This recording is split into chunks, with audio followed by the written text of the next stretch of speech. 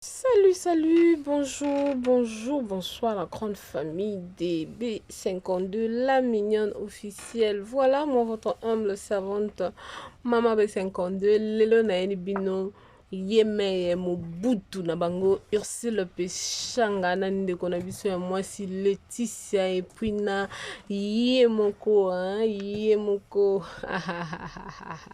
bomoni na katikati, bomoni na katikati.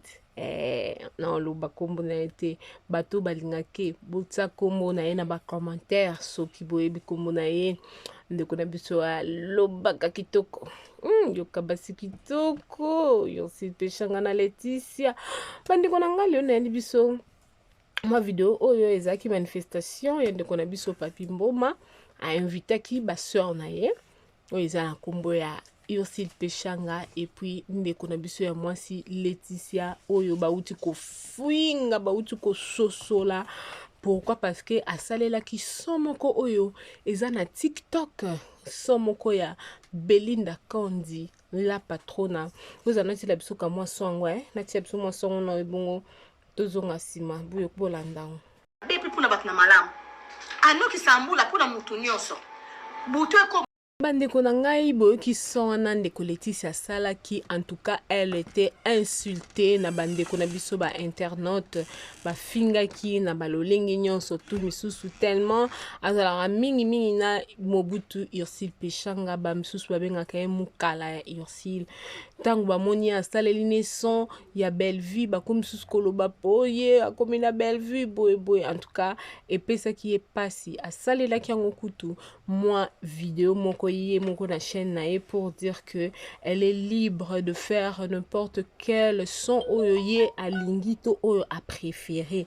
Donc epesaki penza pasi makasi nayebi te ba artiste soki balingi nini système ako se positionner oyo tozoyebisaka bino ezobebisela bino mosala bozolinga koyoka te tomonaki mpe ndeko na biso Fatou Kashika Fatou Kayembe alekanaki pour dire que façon ba artiste comédien bozomemela mosala na bino bozomema yango na kobeba bozomema mpenza mosala na bino na kobeba parce que bokomi na baparti pris ya trop et puis mosala ezokende na kokufa. Donc il faut mutu na mutu ayeba nini oyo alingi et puis nini oyo azali kosala.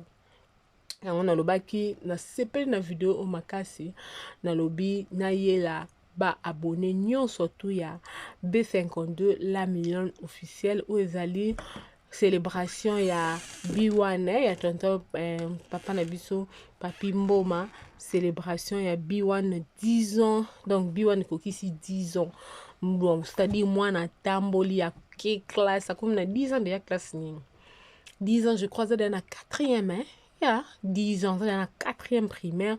Donc du coup moi na komi pena na peu le bine likamboye à comprendre un peu ayoki. Donc félicitations à Papi Mboma pona musala kitoko oyo azali kosala na mboka na biso Congo. Tolobaki to ya juste to meka ko beta moi pimpi pona leloko oyo po ezalaki penda célébration moko pas comme les autres hein. Voilà.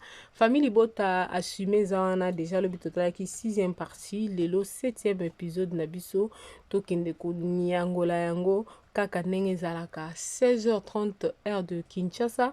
Déjà maman akobwakela biso yango po tomeka ko savourer savourer vraiment la bonne éducation oyo Bellevue Kondi la patrona aelaka biso du jour au lendemain epesaka esengo mingi siko nga natali penza photo video ya Laetitia oyo nde bato bande kofinge bike biso ba congolais to mitema mabe c'est une jolie dame n'est-ce pas nayebiti so nga nde namona bien te misu nanga lokola nalata manette misu nanga ezomona bien te.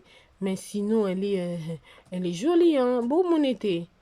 Elle est belle de taille, belle de figure. Au fin côté ni.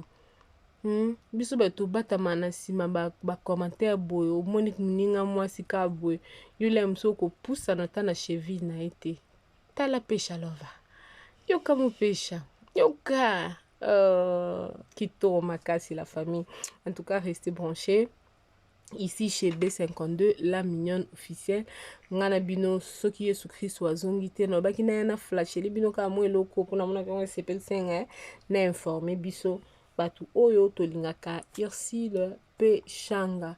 Du coup na sepeli mingi soki kamba ya liboso na kati ya B52 la mignonne officielle to senga noka o s'abonner, abonnez-vous, aimez, commentez, partagez les biso lien et kosala biso plaisir ya makasi.